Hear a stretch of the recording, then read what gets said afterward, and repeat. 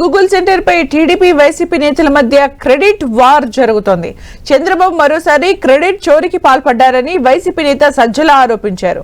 అయితే సజ్జల వ్యాఖ్యలకు మంత్రి పయ్యావుల కౌంటర్ ఇచ్చారు. క్రెడిట్ చోరీ జగన్ డిఎన్యూలోనే ఉందంటూ సెటైర్లు వేశారు.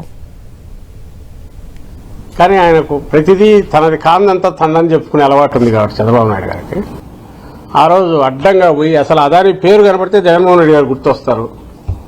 ఆ రోజే తీసుకొచ్చింది గుర్తొస్తుందని అసలు ఆ పేరే కనపడకుండా ఎక్కడ చేశాడు. తర్వాత అంతా చేస్తే ఈ గవర్నమెంట్ ఇప్పుడు ప్రస్తుతం ఉన్న ఈ గవర్నమెంట్ ఇష్యూ చేసిన జీవోలేనే దాని మెన్షన్ వచ్చేసరికి తప్పించుకోలేకపోయారు.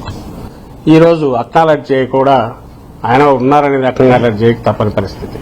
సో ఇప్పుడు వాళ్ళు ఒకవేళ మేమే తెచ్చాము ఇది 5 ఏళ్లు విధ్వంసం అంటే విధ్వంసం అనేది అప్పుడు ఇప్పుడు జరుగుతుంది. నువ్వు దాని ఏమంటారు డీజిల్ తీసుకురాలేరు కానీ గూగుల్ తీసుకురాగలిగినది అనుకుందా మనం నవ్వుకుంటారు. ఇది ఖచ్చితంగా అడుగుతారు.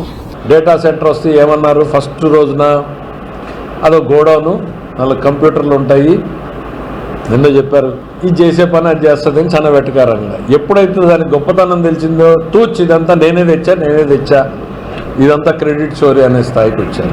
అసలు క్రెడిట్ కోసం ఆలోచించకుండా పనిచేసేటువంటి ముఖ్యమంత్రి చంద్రబాబు నాయుడు గారు, పని జరిగితే నాది జరగకపోతే మీది అనేటువంటి ఆలోచనలో ఉన్నటువంటి వ్యక్తి జగన్మోహన్ రెడ్డి గారు.